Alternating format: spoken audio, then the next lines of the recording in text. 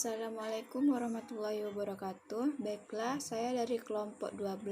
Kami dari kelompok 12 akan membahas tentang makalah manajemen pendidikan Islam.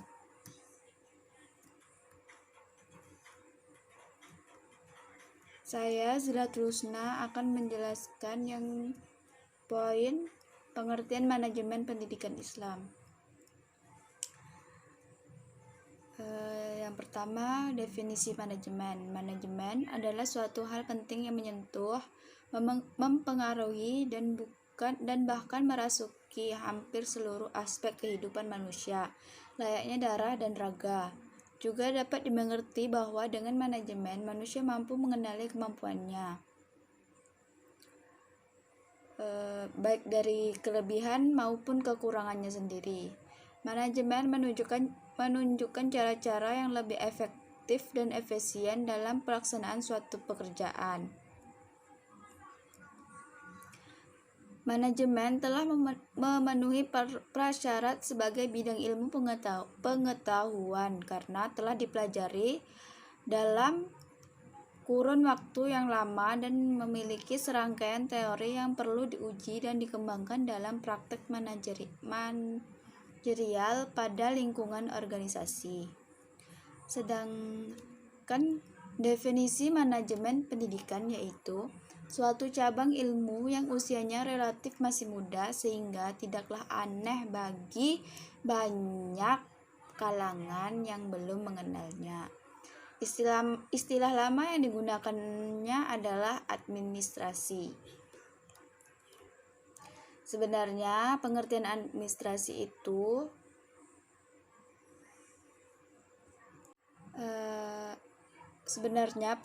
pengertian kedua istilah tersebut tidaklah sama persis. Istilah administrasi lebih cenderung menunjukkan pada pekerjaan tulis-menulis, sedangkan manajemen lebih cenderung pada suatu pekerjaan yang dilakukan pimpinan. Jadi lebih menunjuk pada kegiatan sebuah organisasi. Yang ketiga, definisi manajemen pendidikan Islam. Manajemen pendidikan Islam adalah suatu proses penataan atau pengelolaan lembaga pendidikan Islam yang melibatkan sumber daya manusia muslim maupun non-muslim dalam menggerakkannya untuk mencapai tujuan pendidikan Islam secara efektif dan efisien.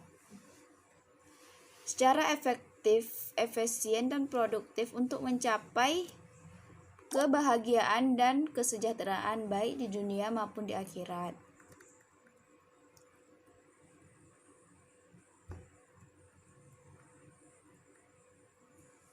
Yang keempat, proses manajemen. Yang pertama, merencanakan manajer menggunakan logika dan metode untuk memikirkan sasaran dan tindakan. Yang kedua, mengendalikan manajemen bahwa organisasi bergerak mencapai tujuan organisasi.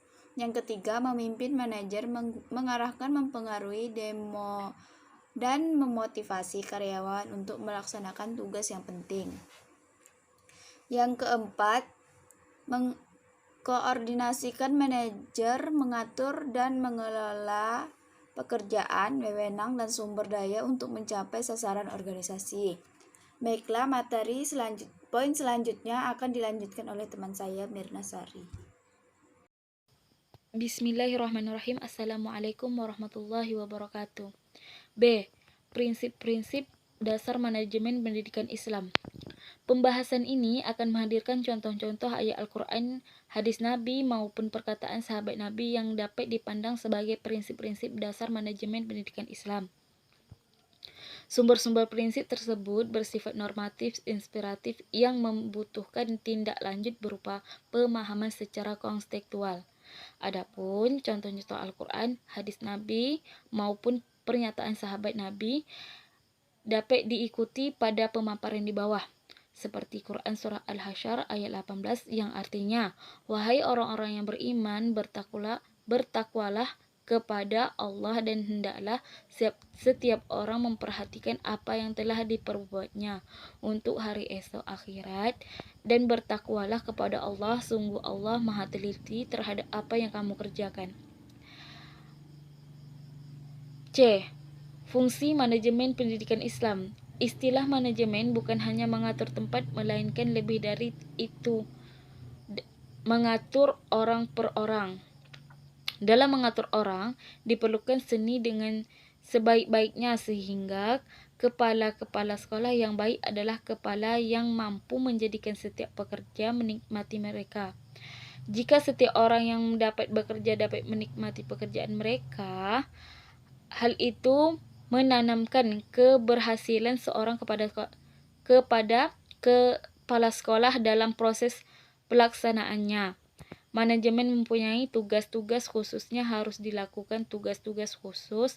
Itulah yang biasa disebut sebagai konsep manajemen pendidikan dalam Islam. Al-Quran dan hadis. Fungsi-fungsi manajemen berkaitan dengan fungsi-fungsi manajemen ini. Terima kasih. Assalamualaikum warahmatullahi wabarakatuh.